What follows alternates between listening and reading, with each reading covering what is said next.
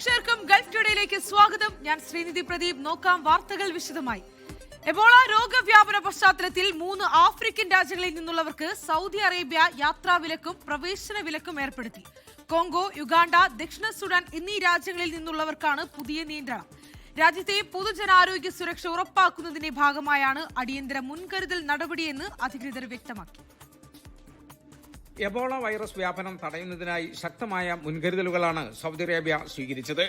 ഇതിന്റെ ഭാഗമായി Congo, Uganda, ദക്ഷിണ സുഡാൻ എന്നീ രാജ്യങ്ങളിലേക്ക് സ്വദേശികൾ യാത്ര ചെയ്യുന്നതിന് വിലക്ക് ഏർപ്പെടുത്തി. ഈ രാജ്യങ്ങളിൽ നിന്നുള്ളവർക്ക് എല്ലാത്തരം വിസകൾ അനുവദിക്കുന്നതും താൽക്കാലികമായി നിർത്തിവെച്ചു. നേരിട്ടുള്ള വിമാന സർവീസുകൾ വഴി അല്ലാതെ മറ്റു രാജ്യങ്ങൾ വഴി വരുന്നവർക്കായാലും കഴിഞ്ഞ 21 ദിവസത്തിനിടെ ഈ 3 രാജ്യങ്ങളിൽ എവിടെയെങ്കിലും താമസിച്ചിട്ടുണ്ടെങ്കിൽ അവർക്കും സൗദിയിലേക്ക് പ്രവേശനമുണ്ടാകില്ല. രോഗവ്യാപന സാധ്യതയുള്ള മറ്റു 4 അയൽ രാജ്യങ്ങളിൽ നിന്നുള്ളവർക്കും നിയന്ത്രണം ഏർപ്പെടുത്തി. റുവാണ്ട, ബുറുണ്ടി, ടാൻസാനിയ, കോങ്കോ ബ്രാസവില്ലെ എന്നീ രാജ്യങ്ങളിൽ നിന്നെത്തുന്നവർക്ക് വിമാനത്താവളങ്ങളിലും മറ്റു അതിർത്തികളിലും പരിശോധന കർശനമാക്കി. ഇവിടെയെല്ലാം ആരോഗ്യ നിരീക്ഷണം ശക്തമാക്കി. നിലവിൽ സൗദി അറേബ്യയിലെ ആരോഗ്യ സാഹചര്യം പൂർണ്ണമായും തൃപ്തികരമാണെന്ന് പബ്ലിക് ഹെൽത്ത് അതോറിറ്റി അറിയിച്ചു. രാജ്യത്ത് ഇതുവരെ എബോള കേസുകളോ സംശയാസ്പദമായ സാഹചര്യങ്ങളോ റിപ്പോർട്ട് ചെയ്തിട്ടില്ല.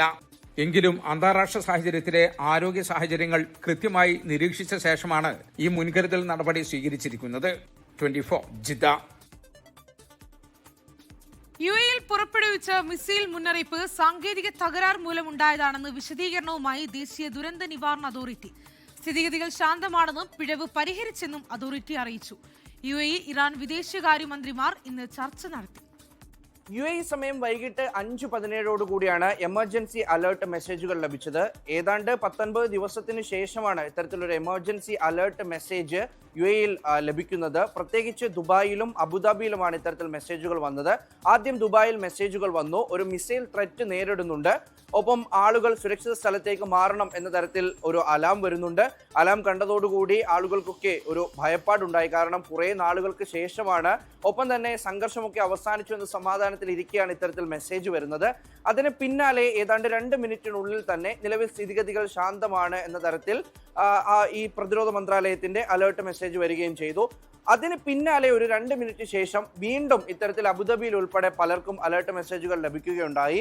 എന്നാൽ അതിന് ശേഷം മെസ്സേജുകളൊന്നും തന്നെ വന്നില്ല. ഉടൻ തന്നെ സമൂഹ മാധ്യമങ്ങളിലടക്കം ഇത് വലിയൊരു ചർച്ചയായി. പെട്ടെന്ന് അലേർട്ട് മെസ്സേജ് വരുന്നുണ്ട്, പിന്നെയും ഏതെങ്കിലും തരത്തിലുള്ള ഭീഷണി ഉണ്ടോ, സംഘർഷം ആരംഭിച്ചോ തുടങ്ങിയ ചർച്ചകളൊക്കെ ഉണ്ടായി.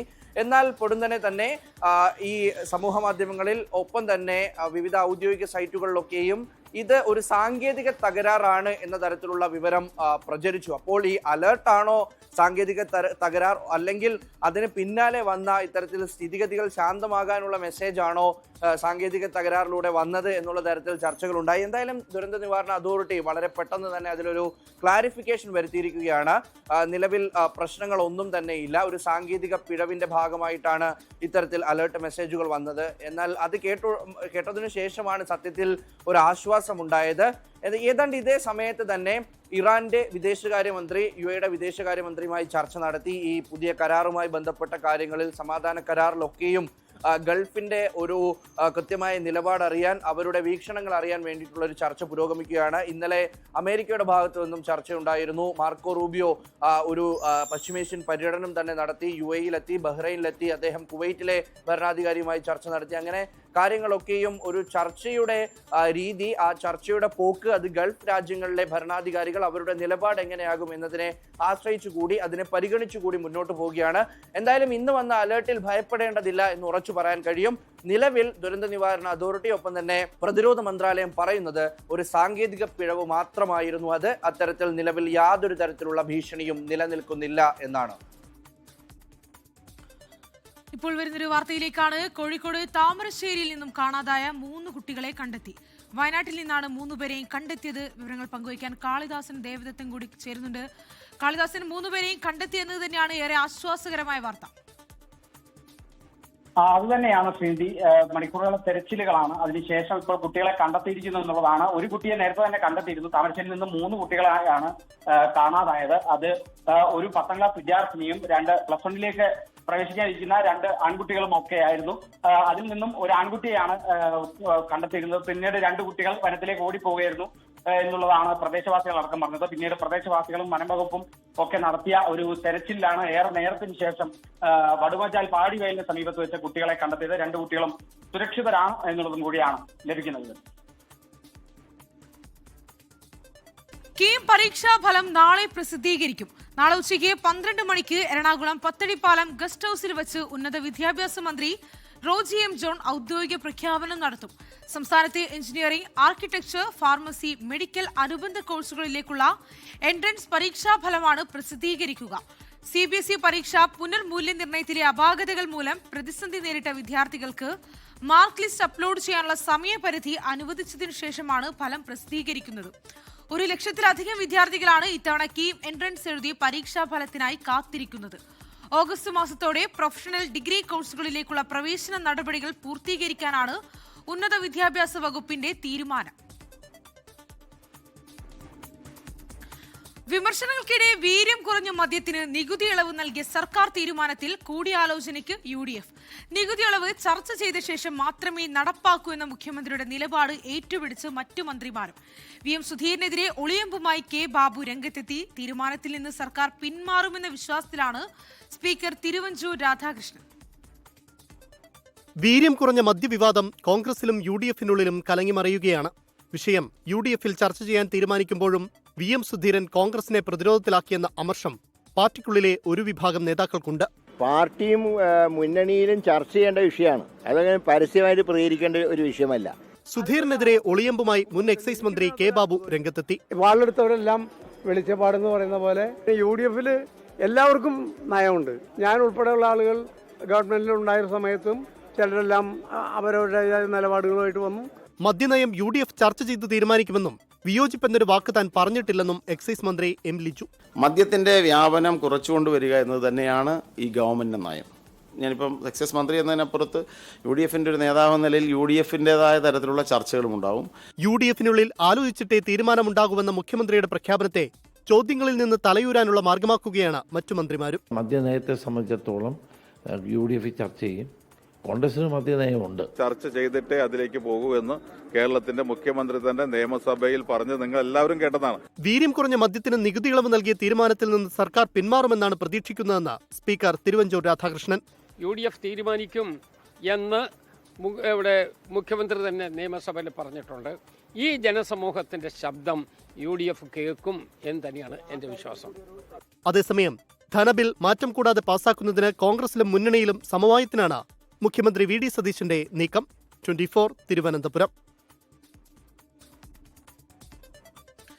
ലഹരിക്ക് അനുകൂലമെന്ന് തോന്നുന്ന ഒരു നിലപാടും സർക്കാർ സ്വീകരിക്കരുതെന്ന് തലശ്ശേരി അതിരൂപത arch bishop Mar Joseph Pamplany. UDF സർക്കാരിന് അവരുടേതായ മദ്യനയം ഉണ്ടാകുമെന്നും സമസ്ത മദ്യത്തിനെതിരാണെന്നും സമസ്ത അധ്യക്ഷൻ ജിഫ്രി മുത്തുക്കോയ തങ്ങൾ പറഞ്ഞു.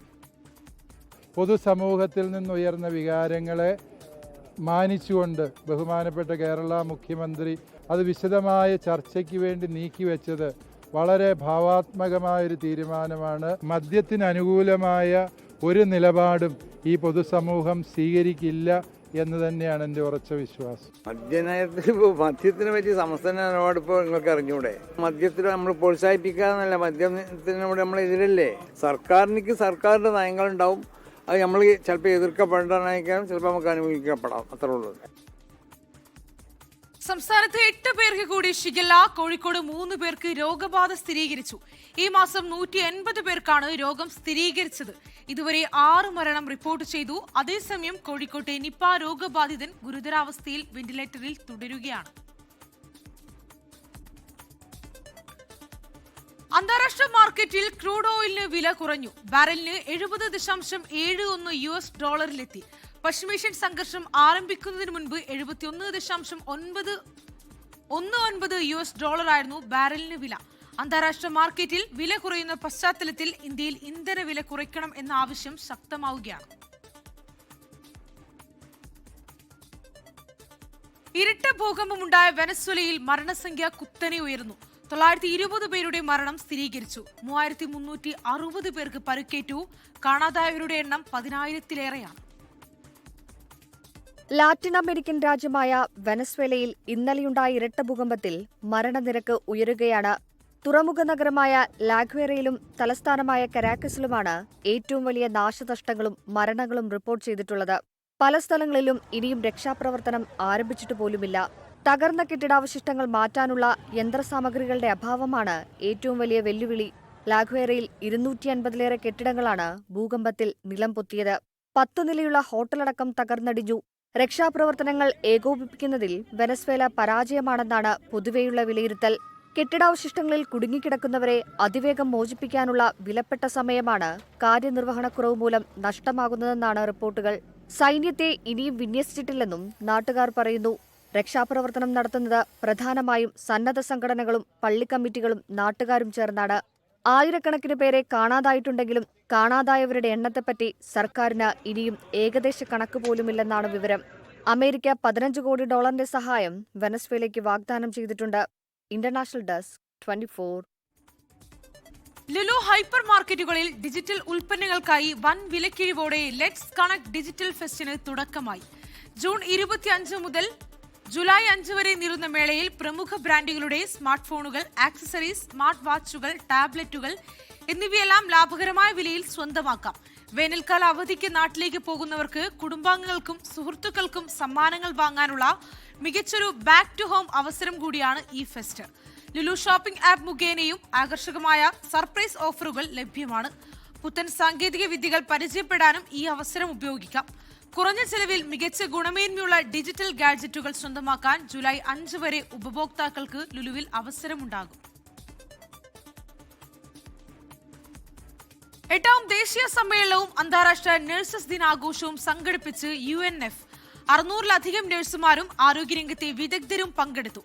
NMC പ്രൊഫഷണൽ പ്രാക്ടീസ് ഡയറക്ടറേറ്റിലെ senior nursing education adviser Julie Bliss മുഖ്യാതിഥിയായി. Transformation and improvement manager Lola Omotoso വിശിഷ്ടാതിഥിയായി. ഉദ്ഘാടന ചടങ്ങിൽ യുക്മ ദേശീയ സെക്രട്ടറി ജയകുമാർ നായർ സ്വാഗത പ്രസംഗം നടത്തി. യുക്മ ദേശീയ പ്രസിഡന്റ് അഡ്വക്കേറ്റ് എബി സെബാസ്റ്റ്യൻ അധ്യക്ഷ പ്രസംഗം നടത്തി. UNFന്റെ യാത്രയെക്കുറിച്ച് UNF nursing professional and training lead Sonia Luby അവതരണം നടത്തി. യുക്മ ദേശീയ വൈസ് പ്രസിഡന്റ് സ്മിത തോട്ടം ഫ്ലോറൻസ് നൈറ്റിംഗേൽ പ്രതിജ്ഞയ്ക്ക് നേതൃത്വം നൽകി. ബർമിംഗ്ഹാമിലെ chief nursing officer Margaret Garbutt, doctor Suresh Menon, Paul John, Kevin Crimmins എന്നിവരുൾപ്പെടെ പ്രമുഖ ആരോഗ്യ വിദഗ്ധർ തങ്ങളുടെ അനുഭവങ്ങളും അറിവുകളും പങ്കുവച്ചു. പശ്ചിമേഷ്യൻ സംഘർഷത്തിനിടയിലും മിഡിൽ ഈസ്റ്റിൽ നിന്ന് ആദ്യമായി കൊച്ചിയിലേക്ക് ജംബോ ബോക്സ് കാർഗോ സർവീസ് നടത്തി അൽ ഉസൂദ് കാർഗോ. ഒമാൻ വഴി 40-ലധികം കണ്ടെയ്നറുകളിലാണ് ജംബോ ബോക്സുകൾ കൊച്ചിയിലെത്തിച്ചത്. സംഘർഷ സമയത്ത് ഉപഭോക്താക്കൾക്ക് മികച്ച സേവനവും നിരവധി ഓഫറുകളും അൽ ഉസൂദ് നൽകിയിരുന്നു.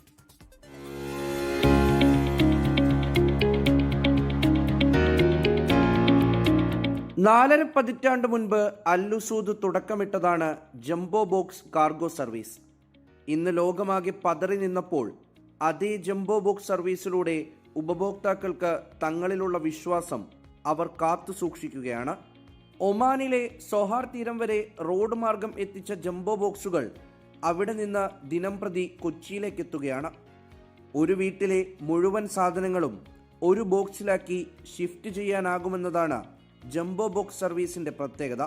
തൂക്കത്തിനല്ല, മറിച്ച് ബോക്സിനാണ് തുക ഈടാക്കുന്നത്. അൽ ഉസൂദ് നമ്മളുടെ കസ്റ്റമറിനെ മാക്സിമം സപ്പോർട്ട് ചെയ്തു, അവർക്ക് കോൺഫിഡൻസ് കൊടുത്തു. അതിൻ്റെ ഭാഗമായിട്ടൊരു ആൾട്ടർനേറ്റീവ് റൂട്ട് നമ്മൾ ചൂസ് ചെയ്ത് അതുവഴി മിഡിൽ ഈസ്റ്റിന് ആദ്യമായിട്ട് കൊച്ചിയിലേക്ക് ജംബോ ബോക്സ് അൽ ഉസൂദാണ് ഷിപ്പ് ചെയ്തത്. ഈ ഒരു പ്രശ്നത്തിന് ശേഷം ഇത് നമ്മൾ ഒരു 3 തരം കസ്റ്റമറിനാണ് സപ്പോർട്ട് ചെയ്യുക. ഒന്ന് ഈ നമ്മുടെ സർവീസ് അത് ഒന്ന് ഷിഫ്റ്റ് ചെയ്ത് പോകുന്ന, ഇപ്പോൾ ചില ഫാമിലി ഷിഫ്റ്റ് ചെയ്ത് പോകുന്ന ആൾക്കാരുണ്ട്. അപ്പോൾ അവരുടെ ഉപയോഗിച്ച സാധനങ്ങൾ, ഇപ്പോൾ ഫർണിച്ചേഴ്സ് ആവട്ടെ, ഫ്രിഡ്ജ് വാഷ്, ഇലക്ട്രോണിക്സ് ആവട്ടെ, ഇത്തരം സാധനങ്ങൾ നമുക്ക് ചെറിയ പ്രൈസിൽ നമുക്ക് അയക്കാൻ പറ്റുന്നതല്ല. പിന്നെ ഇവിടുന്ന് പുതിയ സാധനങ്ങൾ അയക്കുന്ന കസ്റ്റമേഴ്സ് ഉണ്ട്. ഇപ്പോൾ നാട്ടിൽ ഹൗസ് വാമിംഗ് ഒക്കെ ഉണ്ടെങ്കിൽ ഇവിടുന്ന് സാധനങ്ങൾ പർച്ചേസ് ചെയ്ത് UAE നിന്ന് സാധനങ്ങൾ പർച്ചേസ് ചെയ്തിട്ട് അവർക്ക് ഈ ജംബോ ബോക്സിൻ്റെ സർവീസ് ഉപയോഗപ്പെടുത്തിയിട്ട് സെയിം സാധനങ്ങൾ നാട്ടിൽ ഒരു 15-20 ദിവസത്തെ കാലയളവിൽ എത്തിക്കാൻ പറ്റും. സ്റ്റോറേജ് ഫീസ് അടക്കം ഒഴിവാക്കിയാണ് പ്രതിസന്ധി ഘട്ടത്തിൽ അൽ ഉസൂദ് ജംബോ ബോക്സ് കണ്ടെയ്നറുകൾ കൊച്ചിയിലെത്തിച്ചത്. അൽ ഉസൂദിന്റെ പ്രവർത്തനങ്ങളിൽ ഉപഭോക്താക്കളും ഡബിൾ ഹാപ്പി. മെറ്റീരിയൽ അവരെല്ലാം പാക്ക് ചെയ്ത് അവരുടെ വെയർ ഹൗസ് കൊണ്ടുവച്ചു. അവർ വെയർ ഹൗസ് വെച്ചിട്ട് അവർ സ്റ്റോറേജ് ഒന്നും എനിക്ക് ചാർജ് ചെയ്തില്ല. എല്ലാം വളരെ റീസണബിൾ ആയിട്ടാണ് ചെയ്തത്. ഡോർ ടു ഡോർ പിക്കപ്പിൽ തുടങ്ങി സാധനങ്ങൾ കയ്യിലെത്തുന്നതുവരെ പുലർത്തുന്ന ജാഗ്രത അല്ലുസൂദിൻ്റെ പ്രധാന സവിശേഷതയാണ്. 30 കിലോ മുതൽ ഒരു വീട്ടിലെ മുഴുവൻ സാധനങ്ങൾ വരെ അയക്കാനുള്ള സൗകര്യം അല്ലുസൂദ് കാർഗോ ഒരുക്കുന്നുണ്ട്. 24 ദുബായ്.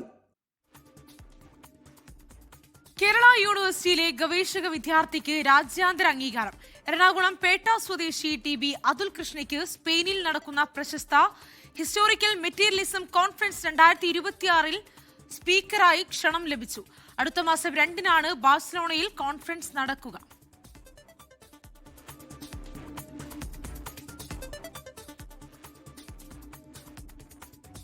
ഇതോടെ ഗൾഫ് ടുഡേ പൂർണ്ണമാവുകയാണ്. എല്ലാ പ്രേക്ഷകർക്കും ശുഭരാത്രി. നമസ്കാരം.